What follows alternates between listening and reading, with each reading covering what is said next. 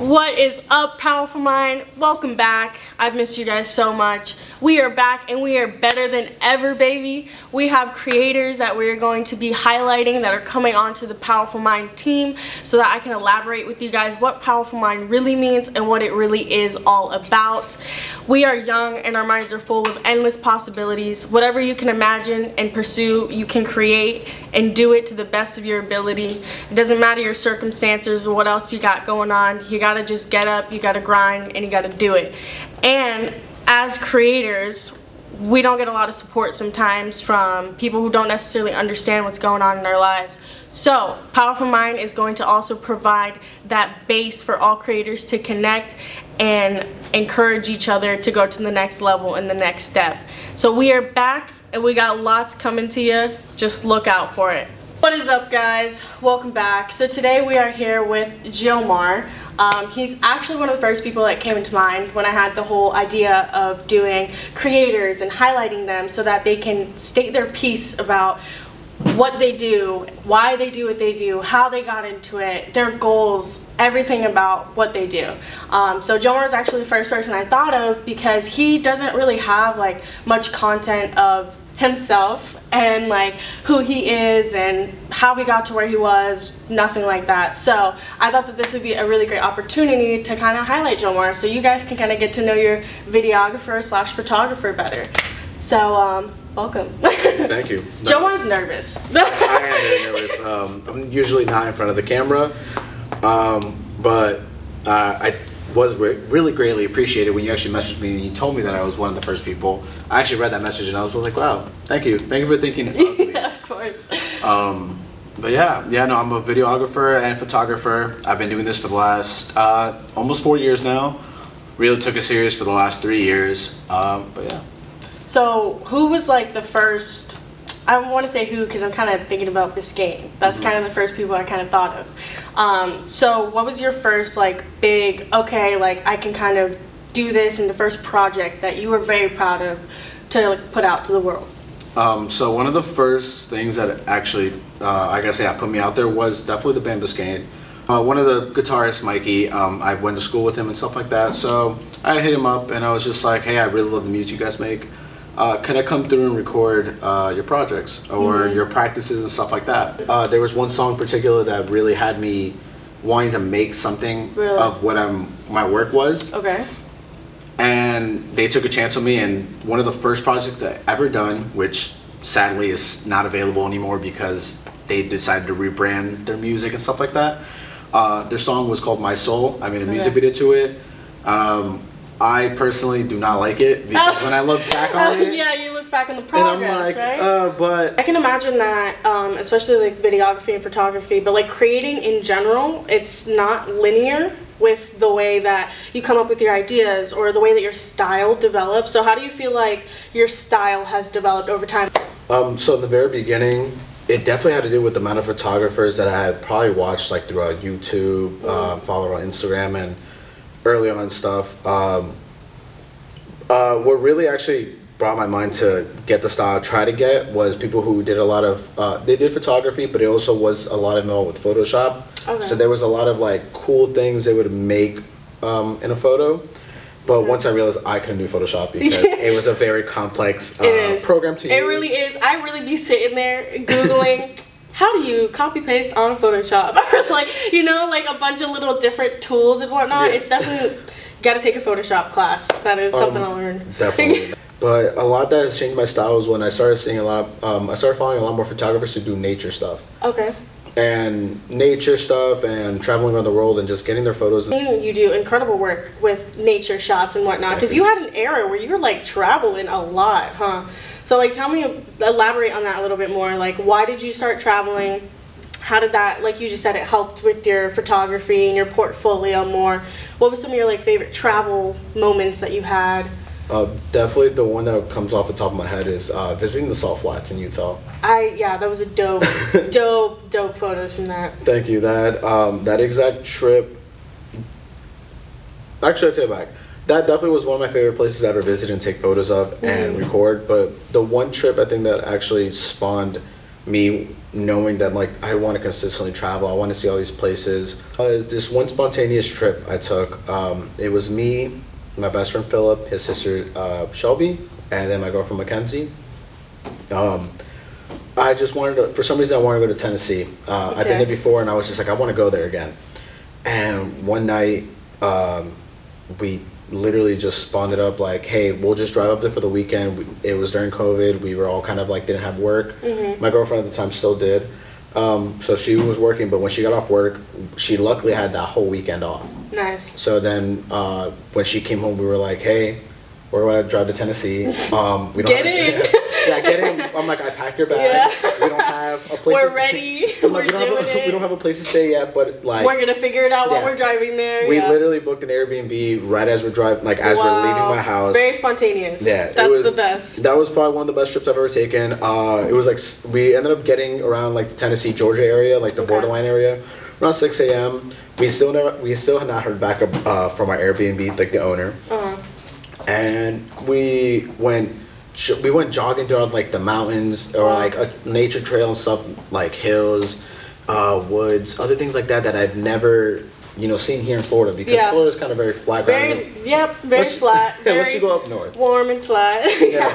And very definitely one of like the best things I've ever like that whole trip itself is kind of what spawned me wanting to keep traveling. And shortly after that, I think that was the very end of May of 2020. Then from there, it kind of spawned it off every trip I've taken afterwards. This year was more of like, I was trying to build. Yeah, I feel like you're building a lot this year. And it's crazy, like I'm saying these things like as if I talk to you all the time.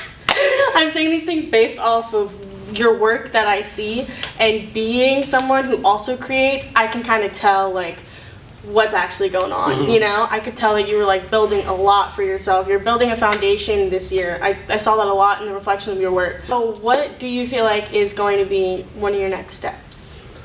One of the next steps I'm doing will be moving to Houston. It's mainly for building the company I've built here, which is called Home Ready Real Estate Photography. As you can tell from the name, it's me just doing real estate photography. But I want to build that into a real estate media firm where it's not just. So I already do kind of offer a lot for a media firm. I offer photography, videography, drone, 3D tours, things like that. But I want to build it so I have more workers under me, and it's not just me being overwhelmed by the amount of projects I have to take after another. So how do you feel like your creativity comes to you? Does it come in waves? Does it come just like every day? Or like, how does that kind of, your creative process behind things, how does that kind of work for you? In the very beginning, it was a lot of, it was like almost a lot of me watching like certain videos, and then like from that I start feeling something, and I'm like, oh, now I definitely like watching this person make me feel something. I'm like, that's exactly what I want to go do. I want to go and take a photo or go shoot something or do something like that, and it makes someone feel something out of it. Tell me more about your projects with Jaren. It honestly all started, it's funny because I always think that we started back in January, but then when I really look at all our stuff, it started back in actually February of this year, which is 2022. He actually took a chance on me just like I took a chance on him. He said he loved my video work, my photography, all this other stuff. And he was just like, hey, I want to get more into the social media game. And he was just like, I think you would be a great help for me. And I was just like, yeah, okay. And I told him, I literally said in message, it was funny. I was like, I never done gym stuff. Never shot a single thing in the gym. I go to it, but I'm not like that. So I was just like, that I'm just gonna give you the heads up. And he told me, he was just like, you know what? He was just like, that's fine. He was just like, I just love the work you do, so I think you'll like be good at this. And I'm like, all right. So we hopped in it, and ever since February till now, we've been doing a lot. We went to Texas twice. We met a lot of great people. Tell me about that, because in getting, did you guys do that out of your own free will, or did you get invited, or like how did that work? So the first time I went to Texas was it was the week of his 21st birthday, and he wanted to go for his 21st. And luckily that his 21st landed on the same weekend that this event called Summer Shredding came about. And that's a very big weekend, especially for a lot of bodybuilders and just big influential people that to come out there because a lot of people are out there. So we went out there and we went to this one big gym called Alpha Land, which it's if you're Massive, in the right? if you're in the gym world, that's the one gym you definitely want to go visit because it's just like I don't know, it's like almost like a staple. Yeah, no, yeah, definitely. So we went there. Definitely just being, the people who were newbies, whatever people want to call it, because I mean he's on You're newer to the game. newer to the game Exactly. because he's done powerlifting for the last couple of years now, and I've done videography, but to be combine that together To do the whole social media thing. And we were all like that. new to it all. So we were out there. We definitely met a lot of influencers, like gym influencers, stuff like that, and we made our name for ourselves. So when we went back in October this past, like literally a couple months later, we actually saw the same people again, and Nice. since our name had grown, they actually remembered us. They knew who we were. They loved the content we had made, the photos we've taken, and stuff like that. So it was definitely a really huge Huge step. Yeah, like in the that- right direction. Yeah. I think back in June was actually the first time we actually even recorded a single mic'd up where he's like mic'd up doing what the things he does, and then I think our first YouTube video. Nice. So doing things like that was definitely a big push to what we've created and what we've done. So being actually seen as a person and like them actually recognizing me and giving me the credit I get, it was wonderful. It was a life fulfilling thing because I've wanted to do that with photography for a while, and like I said, I've done it here in our area, but out of state was such a different feeling because like I never thought that like my work would actually be That's like a reaching. step up. That's like a next level kind of thing. I can definitely see how that, like I said, was just a next level in the right direction for the both of you, not even just him, and that's also why I wanted to do this, because you've said before we started that you're like, this is weird, I'm never in front of the camera, so I think that this is awesome because this is perfect. I want people to get to know you more. I want people to understand why you do the things that you do. I want them to just get to know you on a more personal level. So what's your process when you go to edit something, like a different project? So let's just say you can pick what's one of the hardest projects that you've ever edited? One of the hardest projects I think I've ever done, it probably had to be between one of my first like real estate videos that I've done, and then the YouTube video I made. Okay. The real estate part came out to the YouTube side. It was funny because I had made a small little teaser that I posted on like Instagram. It was like a 30-second clip. Then I didn't even intend it to be a YouTube video. I intended it to be more of like an Instagram, like I was like a little Instagram reel short. Yeah, but then when I ended up going to, when I took a 2-week trip to Utah and Colorado, around I think October of 2020, I had seen and done some of the, just took photos, took drone stuff of and seen some of the most craziest landscapes I've ever seen in my life because I've never been out west till that point. Okay. And I think that video honestly took a 4-month process to completely be done. No way. 4 months?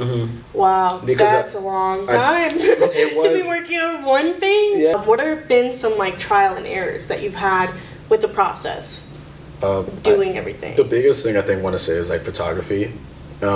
There's a lot of photography that probably has ended up on my page but have been deleted pretty quickly because, well, not quickly, but within a month or two, because I started realizing I'm oh, this was over too saturated. Or this was... You're oh, I actually hate everything about this. Yeah. And I feel that's with a lot of different creators and art, even not even just people who do photography, videography. I feel singers, art, singers or people who do art, stuff like that. You'll finish something and you'll put it out there, but at the end of the day, you're you'll eventually realize you've gotten better with your craft, and you're I can make this better. So then you just get rid of it and you want to refix it and redo it. 1,000%. So what do you feel were some big setbacks that you felt in your career? Just the creativity sometimes. It ends up, you get creativity blocks and it's sometimes very hard to surpass that to find something that just re-sparks that again. Oh yeah. Oh yeah, definitely. I say that all the time. My creativity for me just it comes in spurts. For me personally, and it's super random. I do not control when the creativity starts to flow. It just happens, and when you do get into a block like that, do you have different ways that you try to kind of pull yourself out of it, or do you just kind of let it happen?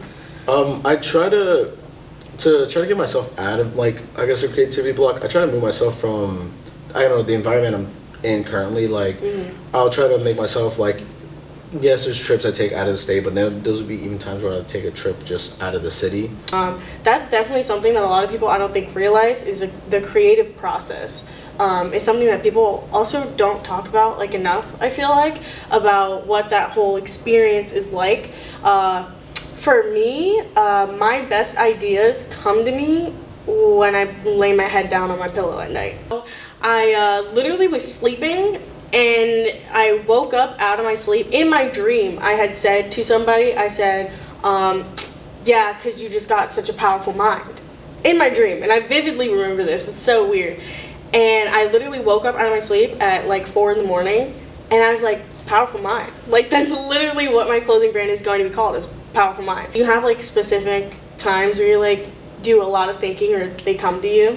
Yeah, it's usually kind of the same thing. Like, I'll be kind of ready to go to bed, resting, or it'll just be middle of the night type of things. Because whenever I get home from doing work, gym, all that type of things, I'll sit down in my bed and I'll just put on YouTube. Yeah. And then it's funny because a lot of the like creative things I've ever came up with and done have popped in my head around like between like 3 to 6 in the morning. Really? It's always been around those, like, between that exact time, and it's always just, I want to say it's just one of those like times where I'm just like, I'm literally completely like not thinking. Yes. Your mind's when you're at not, ease. Yes, when you're resting, it just comes. It literally just pops up. And it's like, that's why I think resting is so important. That's another thing that like people also don't realize is when you are a creator of some way, shape, or form, whether that's a small business, music, dancing, photography, videography, whatever it may be, you're like in work mode. Like, there's not like, okay, I'm going to this place and now I'm gonna go to my job and work. It's like you are your job, like you are your work, you know? So it's really important to like set a line between I'm working, now I'm resting. What I try to do is when I first wake up in the morning, I try to not look at my phone, my screen, nothing like that. I try to ease my mind, wake up, eat breakfast, whatever.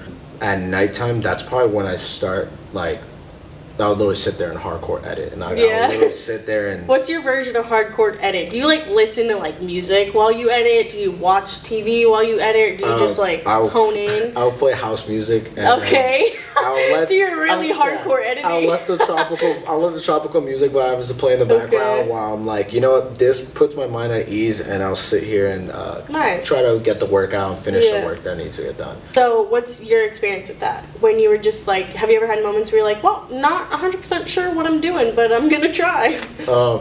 Definitely. You're like everything, actually. Yeah, a lot of things I've done. Well, I'm not gonna lie, one of the biggest things right now is this. This is a thing, yes. This, I definitely want to fulfill, like, because when you messaged me, I definitely want to do this. My biggest fear was being in front of the camera and actually being able to speak my mind. It's not too bad, huh? No, it's not. Now it's gotten a lot, I've actually eased up a lot. You kind of gotta ease into it. Yeah, this is my first time doing anything like this too. So, like, you know what?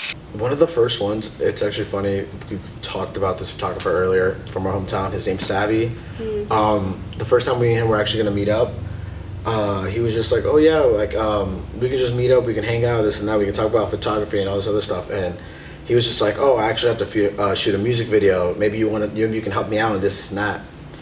I was so terrified of my mind because like at that point, I don't even think I owned my own actual camera. I think I was still using my sister's. Wow. And I went over, we talked about a couple things, he showed me a couple things, and then we ended up heading off to Sarasota to shoot this one music video. I watched him do his stuff. Then eventually he was just like, do you want to like take over? Do you want to attempt to use my camera, my gimbal, this and that? Really? And I was just like, I don't know if I can. Really? I didn't know that. That's interesting. And he was just like, and he showed me how to use his gimbal, and like what to do. Nice. And it turned out really good. I was actually very happy. I don't think I ever actually saw the music video that we shot that day. You're like, I actually don't even know if I did good or not. I don't know if I did good or not. I don't know what was put in. I don't know what was put into the music video. Like, I don't know if they were my shots or his shots. Yeah. Like I said, I don't think I ever even seen the music video that I guess I took part in. That's funny. So So what to you is a major goal for you? Like, if you are thinking right now, what is your end goal? like right now? Obviously, end goal always changes. Always. Just because you keep growing, you keep learning, you know, your goals and your craft always develops. But as of right now, what is kind of in your head a really big end goal for you? I want to push, like, so I obviously I like doing my real estate photography, but I want to push myself to do real estate photography for either resorts or upcoming resorts. Okay. Maybe like hotels or things like that that kind of will take me, my job, to let me travel across the world to see all this stuff.